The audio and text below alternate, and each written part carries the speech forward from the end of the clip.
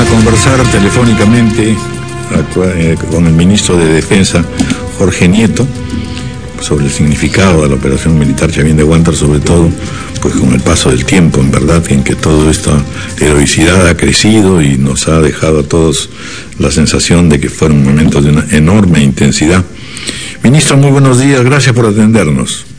Buenos días, Raúl, gracias por la llamada. Bueno, estoy rodeado pues de los principales actores de esta situación tan tremenda que fue la operación militar Chavín de Huántar. Y naturalmente usted ha sido testigo no solamente de la emoción, sino efectivamente ha actuado también en la condecoración a los integrantes del Comando Chavín de Huántar, condecorado con la Orden Militar de Ayacucho en grado de Gran Cruz al estandarte de la operación militar Chavín de Huántar. Naturalmente tiene usted que tener, como todos nos ha ocurrido, pues una sensación de orgullo y de emoción muy grande, ¿verdad? Bueno, en primer lugar quisiera mandarles un abrazo cálido y afectuoso a los miembros del comando que están allí en el estudio con usted, Raúl. En efecto, yo creo que lo que ha ocurrido en estos días es que el Perú ha hecho justicia, ha reconocido un hecho militar en defensa de la democracia. Se olvida por alguna gente que la operación Chavín de Huántar rescató 72 rehenes y restableció el Estado de Derecho. Y creo que es justo el homenaje que le hemos rendido el presidente de la República en Palacio Nacional, el Ministerio de Defensa y el Comando Conjunto en la Escuela de Chorrillos y el Congreso de la República con esta ley que hemos rubricado el día de ayer, el presidente, el primer ministro y el ministro de Defensa. De modo que estamos ante un hecho que es fundamental para la afirmación de los valores democráticos en el país y el reconocimiento a una acción en donde se ha mostrado eficacia, eficiencia y valor militar.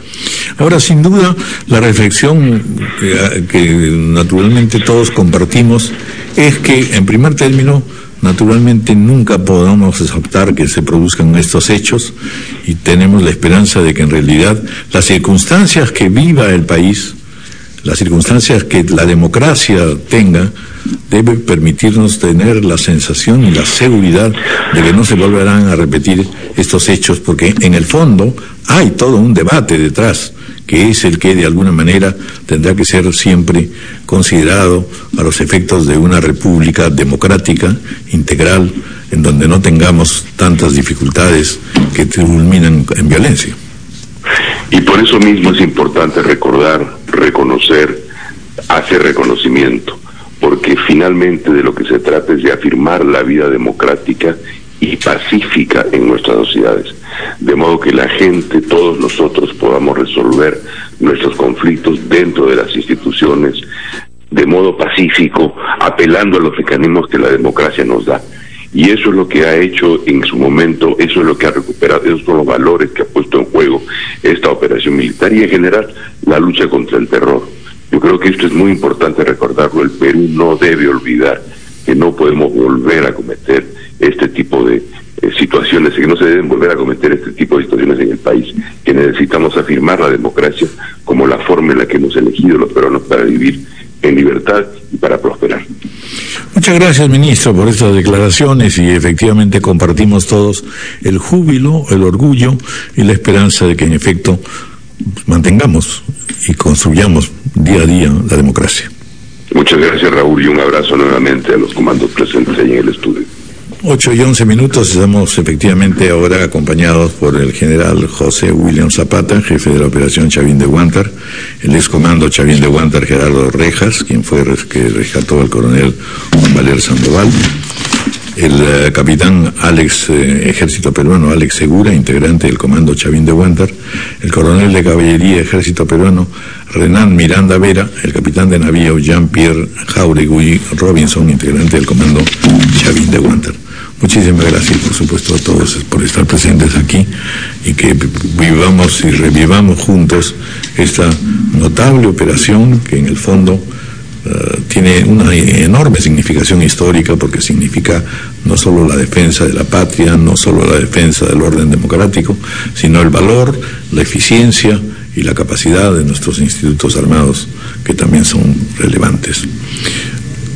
Coronel José William Zapata, jefe de la operación, gracias por estar con nosotros. Cuéntenos un poco, que ya se ha contado varias veces, en fin, el diseño de esta exitosa operación que supuso un debate, supongo intenso, y de diversas posibilidades, hasta llegar a la que finalmente fue la acertada. Señor Raúl Vargas, le agradecemos la gentil invitación. Bien, organizamos nosotros a la patrulla en base a unidades contraterroristas que disponíamos en las Fuerzas Armadas. Ya para ese tiempo teníamos unos entre 5 y 6 años en que habíamos ya recibido cursos de contraterrorismo. Luego también disponíamos de la experiencia, ¿no?, de haber luchado tantos años en zona de emergencia, y oficiales que en un curso de comandos o en un curso de fuerzas especiales de la Marina de Guerra también desarrollaban ese programa. O sea, había una expertise en realidad que a veces no se recuerda, ¿no? Exactamente. Porque en esos tiempos había la queja que justamente no se podía finalmente eliminar a todos los terroristas, ¿no es cierto? Y se decía, bueno, hay ineficacia en el ejército, en los mandos militares, etcétera. Exactamente. Cosa que no es cierta. No es cierto, no, definitivamente no teníamos ya la expertise, ¿no? Ya teníamos teoría, teníamos experiencia, y además habíamos vivido tanto tiempo luchando contra el terrorismo. Entonces, teniendo como base esas unidades y base a algunos conceptos que nos dieron, es que organizamos a la patrulla que tuvo que intervenir. Inicialmente comenzamos los del ejército, el personal del ejército. Yo tuve una conversación con los comandantes generales y la orden del jefe del comando conjunto fue que los institutos, incluyendo la policía, nos apoyaron con material. Ese mismo día por la noche llegó el comandante Tello, en ese tiempo, hoy contraalmirante en retiro, y puso a disposición su material, pero además me recomendó emplear a sus hombres, porque tenía la USE, que es una unidad contraterrorista, al igual que nosotros teníamos a la Pachacútec, ¿no?, a la unidad contraterrorista nuestra.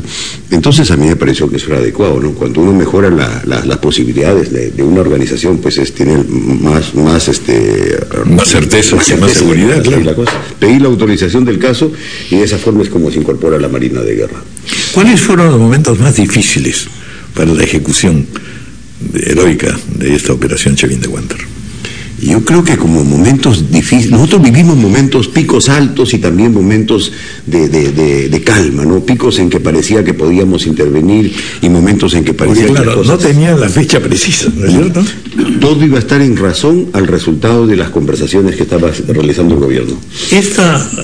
El planeamiento de esta operación en realidad surgió, no bien se planteó el desafío y la toma de la embajada. De inmediato. Esa noche nos reunimos en la Brigada de Fuerzas Especiales, todo el comando de la brigada. Al día siguiente, antes de las 6 de la mañana, 5:30, estábamos en el batallón de comandos, organizando en base a las unidades que teníamos, y ese mismo día, a eso de las 10 de la mañana, estuve con el comandante general de la brigada en el comando conjunto, conversando con el jefe del comando conjunto, los 3 comandantes generales y el director de la policía. Entonces comenzamos de inmediato. Cuando yo regresé, ya la patrulla estaba casi organizada. Ahora, este anhelo de efectivamente intervenir cuanto antes, desgraciadamente no ocurrió, digamos, porque en el fondo había que planear con sumo cuidado la operación. Pero no fue tremenda. ¿Qué se hacía en esos 4 meses de espera? Inicialmente no podíamos intervenir porque teníamos demasiados rehenes. Entonces no era prudente, la recomendación también fue no hacerlo.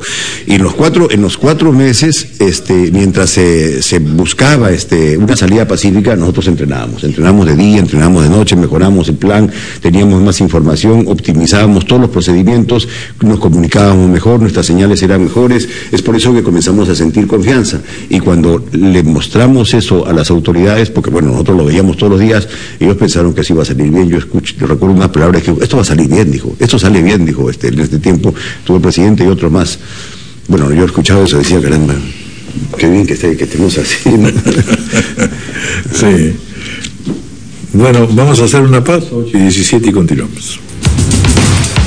Estamos conversando con actores y principalísimos actores de esta operación Chavín de Huántar, que tanto orgullo y cuánta tranquilidad nos ha hecho a todos los peruanos, pensando que en efecto contamos con cuadros de élite extraordinarios.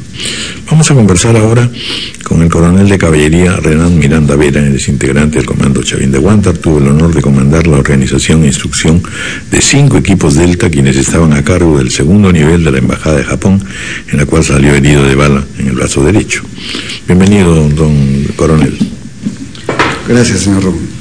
Cuéntanos a ver su experiencia, las intensidades de estos momentos que vivieron. Bueno, tuve el honor de comandar, entrenando, organizando y dirigiendo el entrenamiento del segundo piso del equipo Delta, que contábamos inicialmente con 4 grupos y posteriormente se pegó un grupo más, el Comando Valer, completamos a 5 grupos. Me siento orgulloso porque tenía personal con experiencia de combate, muy profesional. Los entrenamientos, como lo dijo mi general William, eran en el día, en la noche, tomando todas las posibilidades. La otra cosa es que en ningún momento contaban a nadie, ustedes, todo este entrenamiento, todo este trabajo. Claro, y realmente se tenía que mantener el secreto de la operación. Eso es impresionante, porque da ganas de, efectivamente me imagino, de contar, y por lo menos a la familia. Bueno, usted sabe que siempre a veces se filtran las informaciones, entonces nosotros mantenemos la reserva absoluta, ¿no?, del entrenamiento y de las actividades que realizábamos para ejecutar la operación. ¿En qué consistía exactamente la operación Delta? Bueno, consistía exactamente en una dominación, ¿no? Estaba sujeto a un plan de operaciones donde se tomaban todas las alternativas para dominar todo el mundo, por todas las zonas de entrada. Es una característica de este tipo de operaciones, ¿no? Y no darle tiempo al enemigo para poder reaccionar y poder atentar contra la vida de las personas. Esa es en eso consiste este tipo de tarea operaciones. Fundamental, digamos. Eso deslinda o... ¿Y todo esto lo hacían sobre qué? ¿Con planos del sitio donde iban a actuar? En fin. Inicialmente, entonces, esta es la parte del pasadizo, del segundo piso, ¿no? Así es, todo el segundo piso. Inicialmente, al día siguiente ya de toma la residencia, vinieron los primeros dueños, que eran los señores Rizo Patrón, y ellos nos hicieron un pequeño croquis, ¿no?, de cómo era la residencia. Empezamos los entrenamientos en el patio de la Primera Brigada de Fuerzas Especiales y posteriormente ya se construyó maquetas, ¿no?, y una réplica de la residencia donde culminamos los entrenamientos ya para el día 22. Sí, vamos a conversar también con el coronel de caballería Renan Miranda Vera, integrante del Comando Chabón. Tuvo el honor, con él hemos conversado, perdón. Capitán de navío Jean-Pierre Jauregui Robinson, integrante del Comando Chavín de Huántar. Fue la unidad especial de combate en la operación Chavín de Huántar, única unidad de élite en las Fuerzas Armadas que estaba lista orgánicamente para actuar para el éxito de la operación mediante el uso de los explosivos francotiradores e ingreso a la residencia. Bienvenido, capitán. Buenos días. Bueno, enorme tarea también. ¿Cómo se complementaban? La pregunta que uno hace es, producida la operación, por supuesto, pues hay jefes y hay rápidamente subordinaciones y todo el mundo sabe qué cosa es lo que tiene que hacer o no. Sin duda, para cumplir una misión lo más importante es organizarse de la mejor manera. Como lo dijo el general Williams, nosotros fuimos incorporados a la organización del ejército al día siguiente de haberse tomado la residencia por parte de este comando terrorista, y a partir de ello, a raíz de las informaciones de inteligencia que eran cambiantes permanentemente, se iba organizando la fuerza, ¿no? En mi caso, me asignaron con otro oficial del ejército peruano asumir la función de tomar la azotea en el menor tiempo posible, ¿no?, con unas determinadas funciones específicas. Ahora, uno de los actos importantes que usted realizó y que lo hemos visto multiplicado todos los días en estas horas, en estos días, es que usted es el que quita la bandera de la MRTA para izar la bandera peruana en la residencia, es decir, es un momento de intenso simbolismo.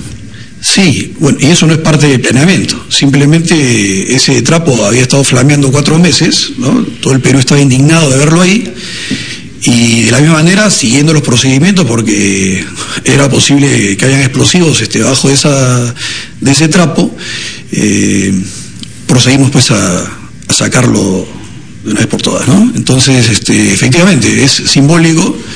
No, tiene un enorme valor en realidad, y lo estamos ahora replegando justamente. Y con ello prácticamente, como usted bien dice, pues simboliza pues ya el ocaso de un movimiento terrorista que le hizo mucho daño a nuestro país. Sin duda. Bueno, muy bien. ¿Quién nos faltaba? Alex Segura. Alex Segura. A ver, cuéntenos, Alex, usted, su actuación.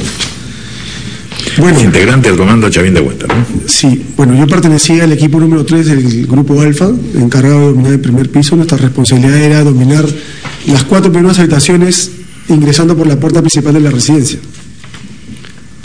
Sí, entonces, a ver.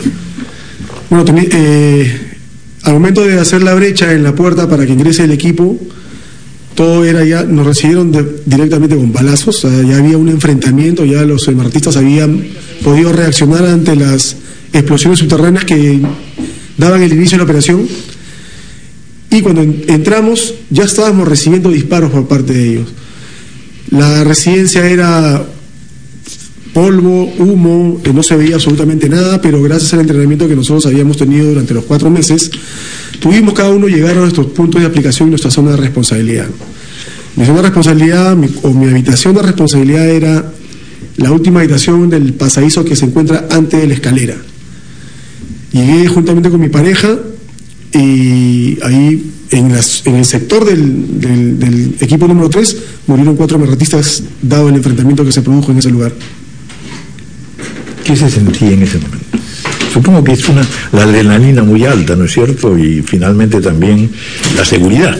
La adrenalina comienza a fluir muchísimo más fuerte del momento que estamos a la espera de ingresar a los túneles, porque ya sabíamos que ahí no había marcha atrás y que teníamos que cumplir una misión arriesgando nuestra propia vida. Y en ese momento lo único que piensas es en el accionar que vas a tú tener minutos después, en la responsabilidad que te toca asumir, en el cumplimiento de la misión.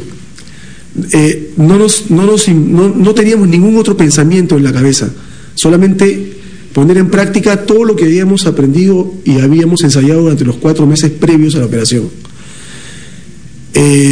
Uno se olvida de la familia, se olvida de absolutamente todo y solamente tiene en mente cumplir la misión de la operación, ya que esa es nuestra luz para poder terminar con éxito esta operación. Estamos también con el excomando Chavín de Huántar, Gerardo Rejas, quien fue el que rescató al coronel Juan Valer Sandoval, y aparece en la foto que representó el éxito de la operación Chavín de Huántar y que dio la vuelta al mundo, ¿no? Así es, Raúl. Bienvenido. Gracias. Agradecido al Divino Creador por permitirme estar el día de hoy con vida. Y sí, efectivamente, con Juan Valer nosotros estábamos haciendo un curso en la Escuela Superior de Guerra, una maestría. Nos presentamos ante el coronel William para esta operación y de ahí comenzamos a entrenar los 126 días. 2 días antes de iniciar, ya cuando nos comunican la misión en la infiltración, Juan Valer tenía cargado un cuadernillo en el cual él estaba haciendo su carta. Entonces nos dice, ¿por qué no haces tu carta también? En ese momento pasa el general ahora, el coronel Paul da Silva, y se le queda mirando y dice, pues Chisito, mi coronel haga su carta. Entonces el coronel le queda mirando y también con mucha humildad le dice que va a hacer su carta. Me dice, ¿sabe qué, Pedro? Me dice, de todas maneras tenemos que hacer la carta porque no sabemos qué va a pasar. Estadísticamente nosotros conocemos estos rescates, que hay vidas que se pierden. Previamente nosotros teníamos una misión que era la de seguridad. Nosotros, alrededor de la embajada, íbamos a estar cubriendo a los hombres de asalto, ¿no? Por lo tanto no íbamos a entrar. Sin embargo, en el transcurso y el desarrollo de la operación, al coronel Valer le dan la misión de integrar el grupo de asalto, que ya lo dijo mi hermano Miranda, el coronel, y nos integramos a ese grupo. Por lo tanto íbamos a salir por una boca del túnel. Juan Valer llega a mi casa y me dice de que efectivamente íbamos a integrar ese grupo de asalto.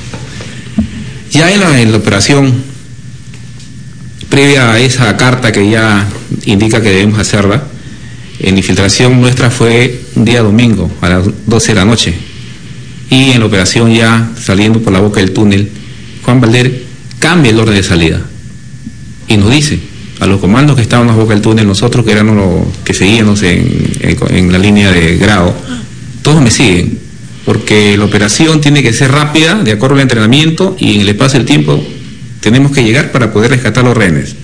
Nosotros teníamos el chaleco de asalto y el chaleco antibala. Por decisión propia decidimos no llevar el chaleco antibalas porque pesaba demasiado, y solamente teníamos el chaleco antifragmentario con 3 kilos, que la bala sí pasaba.